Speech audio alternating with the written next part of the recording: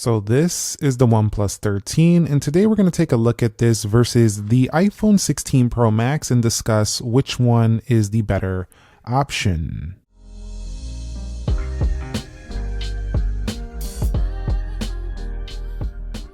So what is up, guys? Nick here, helping you to master your technology. I want to make this video quick, concise, and very simple because it's not too difficult to figure out here. Let's begin with the first category, and that's going to be the price. The OnePlus 13 is the better deal for the price. Of course, you're getting some arguably better specs here, as well as a lower price tag for a phone that offers most of what this iPhone 16 Pro Max offers. But there is one big con, and it's the resale value, as well as just not having that, software update support length and as consistent. Although we do get nice major updates for 4 years, it's not going to come in as consistently, but that doesn't take away from the fact that you still get 4 years of major and 6 years of security. So it's still a better deal, I think, for the price point on the OnePlus 13.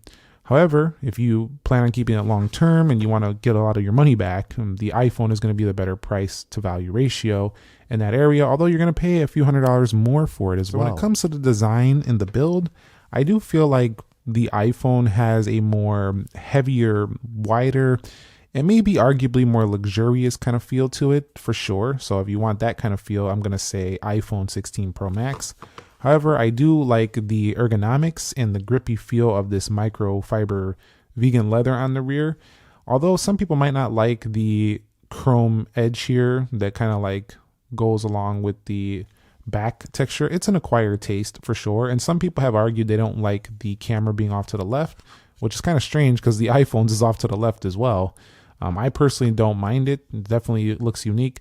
We also have the Hasselblad branding, OnePlus logo here.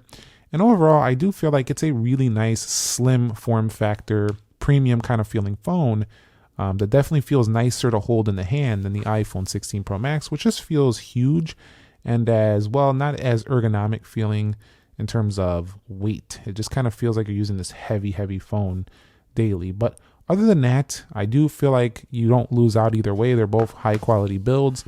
I would say the iPhone feels a little bit more sturdy and like a brick versus the OnePlus, but both of them are pretty darn good options here. When it comes to the displays, I do think that the OnePlus 13 is winning it out here. Not only does it have more ways that you can tweak the panel, it also gets brighter under direct sunlight.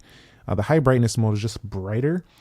It also has different screen color modes like Pro, Vivid, Natural, and if we scroll down and we go over here to Eye Comfort, you do have the ability to have an ultra anti-flicker mode, which is going to allow you to not have the issue of PWM or flickering on your display. So I do find this to be a really good option in that area. In addition, if we scroll down, we have higher resolution panel as well than we have on the iPhone. You can also tweak it between 1080, the sharper image, or you can hit auto select. So when you're reading, it'll switch over to a sharper text, maybe video, lower it down where you can't really see certain aspects. Really cool stuff right here. But the main thing is that the phone just has more variability in the features. I do love the iPhone's display though, especially the whites. They look really good. The overall contrast ratios and everything is kind of well tuned. I also like the thinner bezels and larger panel here, but I don't think overall it's a brighter screen or sharper screen. So I don't know. I kind of like the OnePlus's display in that area. But either way you go here, it feels about equal. It feels like either way you go, you're going to win in this aspect. So that's just how it goes down. But technically, the specs make the OnePlus 13, in my eyes, a little bit better than the 16 Pro Max. From a software standpoint, I think Oxygen OS definitely doesn't have a more polished look, but it's pretty close. It does have a very polished look for, Android phones. It's one of the best out there. I do think a lot of people have been commenting, they've been saying they like Oxygen. They like it more than some previous years. You do have a lot of nice features, not a lot of nice wallpaper packs as well. I was getting tongue-tied there. You can see we do have always on display and just a lot of neat customizations that don't really require you to download a launcher on this phone, including icons, widgets, layouts, transitions, and they have great multitasking features as well as side view where you can bring different apps in, floating windows, split screen. It's all here. It's really is. It's a really good amount of features without being like overbearing and still kind of looking polished. So I quite like Oxygen OS 15, and also the animations got so much smoother, and this phone just kind of runs along everything just beautifully day to day. So it really is an incredible experience here for this phone, as is other phones that got updated to Oxygen OS 15. However, let me tell you this. The iPhone has software that is more consistently updated than any phone out there.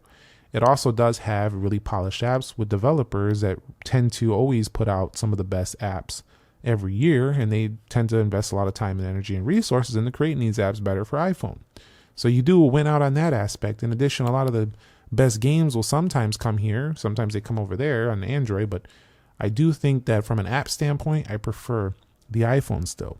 From a software standpoint, though, I do think that if we go over here to edit, customize, the tinted icons are nice. The larger icon customizations are nice. You can do a lot of things from the home screen now. And overall, it is a more fun to use platform than before, but at the core, it's still iOS. It's still kind of basic, and it's not like, it's still very restricted. So there's not like a lot you can do. So from a fun standpoint, it's not really that, but if you ain't got time like that to be customizing, I still like iOS. In addition to that, if you go over here to Geekbench, you're going to find the faster CPU in here than before. 18 Pro, we do have 8 gigs of RAM. And where it really shines here and performance is on the single core performance, where you actually are going to use the phone most of the time. The OnePlus, however, does shine in the multi-core performance and does even better than the iPhone. So if you do want better multi-core performance, the 8 Elite in here is going to be the win. In addition to that, the 16 gigs of RAM should hold this phone's performance maybe even longer than that iPhone over there. We'll have to see how it does down the line, but and also great storage value for the money. You're getting right now anyway, you're getting like double the storage for the same price as the base storage option. So you might want to jump on that deal right there. But we go about device, 6,000 milliamp hour battery. The specs are not playing around here. They really are not. So from a software perspective, it's down to polish versus pretty good polish and lots of customization features.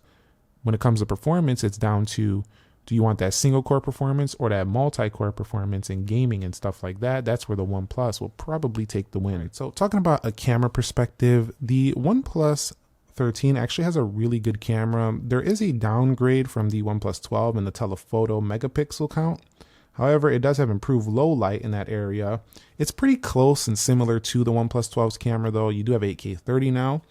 In addition to that, you have the master mode, the Hasselblad color science. It's a really good camera and definitely better, way better than prior OnePlus series phones. So it's definitely getting near that flagship level, but it still seems to fall short to me in the area of video. It's not as good as the iPhone. In addition to that, the overall photos tend to exhibit a little bit less sharpness, in my opinion, and just overall detail than I find on the iPhone. So if I'm being honest with you, I would pick the iPhone for camera, for sure. To me, it just has a better camera.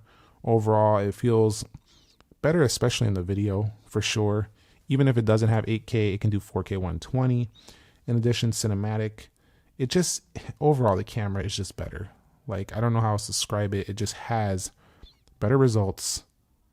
And I don't think you're going to win out if you pick the OnePlus for the camera over this iPhone 16 Pro Max. But of course, you're going to pay more. And I feel like that's what you pay more for when you buy the iPhone, is you're paying more for the camera. But the OnePlus is no slouch.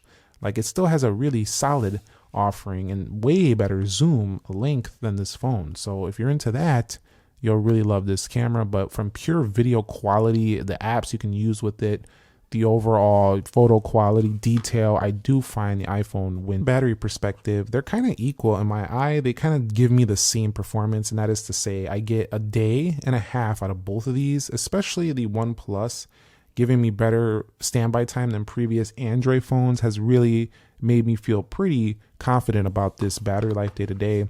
But one area they're not really close is the OnePlus has way faster charging. The iPhone takes way longer to charge than this phone. Luckily, it lasts a long time, so you don't really have to be on that charger too much. But if you forget and you need a quick charge, the OnePlus is definitely a better phone in this department. So if I had to pick one for the battery life, though, I still find the iPhone to be maybe an hour ahead at the end of the day. It definitely still does a little bit better, but it takes forever to charge. And also, I find the standby time to be far improved on the OnePlus than some previous phones. And it's also a great option. So I wouldn't say that picking the iPhone is going to be like a way better experience. So if you really want the OnePlus, go for it. But if you want the better battery life, I would say go to the really good is the phone call quality on both of these. And they both do support 5G. As you can see, I have auto switching between LTE and 5G on here. Good bar strength.